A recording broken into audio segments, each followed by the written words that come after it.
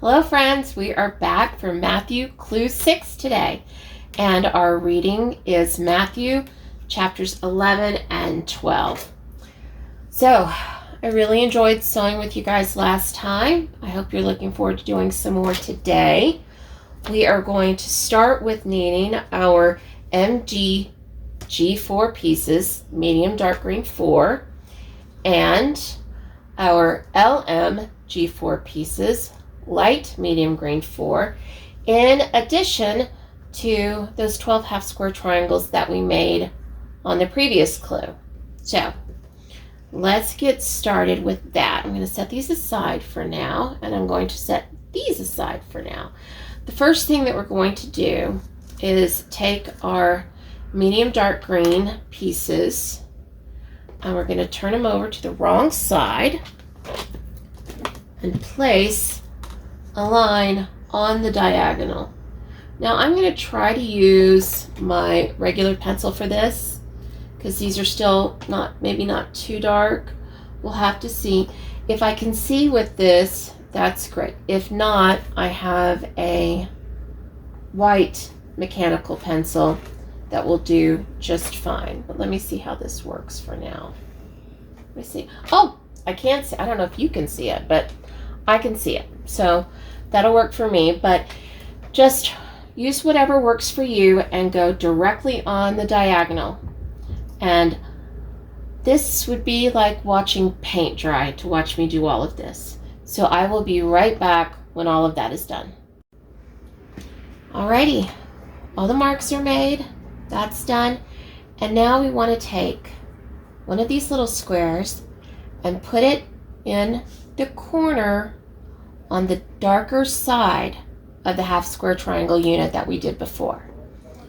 Now I'm going to pin, because you know me, I'm always pinning. And I just feel like it makes it stay just a little bit better. But you do you.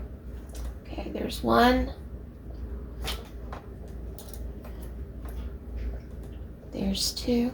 Now this time we are going to be sewing on the line. Well, kind of.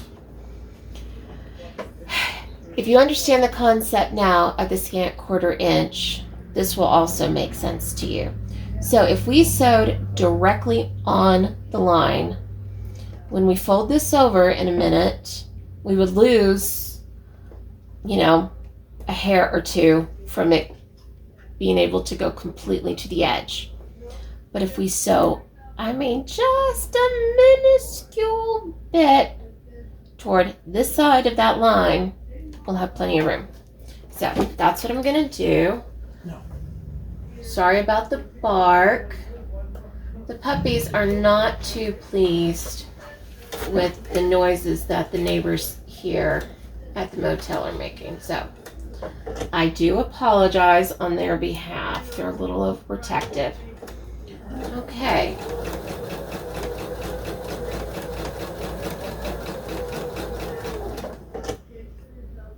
So now this one is done, and I'm going to chain piece the rest of these while you listen to a little bit of music with me.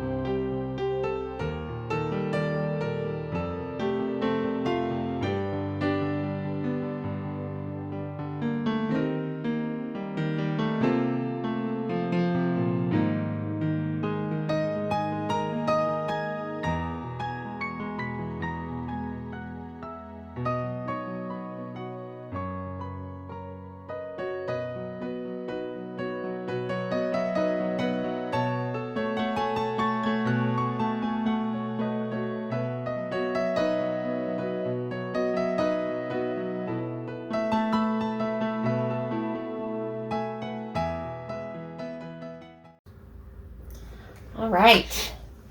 Those are all done now. And I don't know, did you guys think that that part was easy? I thought that part was pretty easy. Let's get these all cut up. And I think the next part's kind of easy too. So, you know, sometimes when I look at certain quilt blogs or even just certain quilts, I become really overwhelmed at the amount of work or possibly how difficult they seem. And when I go into it, it's like, okay, I'm just going to take this one step at a time. It makes me think about that saying about how do you eat an elephant? One bite at a time. And it's the same thing. You know, it's like, okay, I can do this one part. Okay, I can do this other part. And then before you know it, it's all done, and it really wasn't that big of a deal. So, if you're nervous about doing a mystery quilt, about how difficult it may or may not be, you know, just step out on faith and take each step one at a time, one bite at a time, and before you know it, it'll all be done. Okay, so the next part that we have to do is we're going to be doing some trimming. And then we're going to be doing some pressing. So, we're going to trim. We're going to line the 1/4 inch mark up on the seam line. And then we're going to take off that edge. Now, if you are one of those amazing people that wants to keep these and sew it and end up with something really cute, that would be about this size, somewhere in there, go for it. I think for me, these are going to go in the pile for the innards of the puppy beds. I think that's what I'm going to do with mine. Okay, so as you can see, 1/4 inch from the seam line, and now we're going to press them just like this. We're going to press them open. If you want to use a little bit of spray starch, that's fine too, because you are dealing with some wonky biased edges right there. But this is what you're going to get. So I'm going to go ahead and work on mine. Not going to bore you with that detail, but I will be back when all 12 of these look just like this. See you in a second. Okay, we are back. And aren't they cute? I don't know about you, but I'm really excited about the colors that I picked and how they're coming together. That makes me happy. All right, now we just need to get our light medium green 4 out and have a little bit of a deja vu situation going on. So we are going to put the lines on the back, and then we are going to sew them into these corners, just like we did on this side. We're going to do it just like that. Here, let me lift it up. So on the diagonal, trim it, press it open, and this is what we're going to end up with, 12 of these units. So I'm going to get busy, and I'm going to leave you for a little bit so as you don't get really super bored. And then I will be back when these are all done. See you in a bit. And we are back. And all 12 of these blocks are done and completed. And I would love to see what yours look like. So please drop on by my Facebook group page, KCDI 15 Minutes, or even just my Divine Inspirations page. Share them with me. Oh, and have you been using leaders and enders? If you have, I want to know what project it is that you're making with your leaders and enders.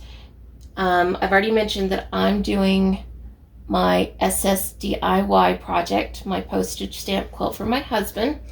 And so I've got plenty of leaders and enders to get us through this project and probably many, many more, because it's going to be a lot of pieces. I would say at least 8,100 pieces. So it's going to take a while. But in the meantime, I hope you've enjoyed sewing with me today, and I will see you in a few days for Clue 7, I believe. Yes, Clue 7. Okay. Just want to make sure I'm on the right page. All right. And until then, I hope you're cozy in your jammies.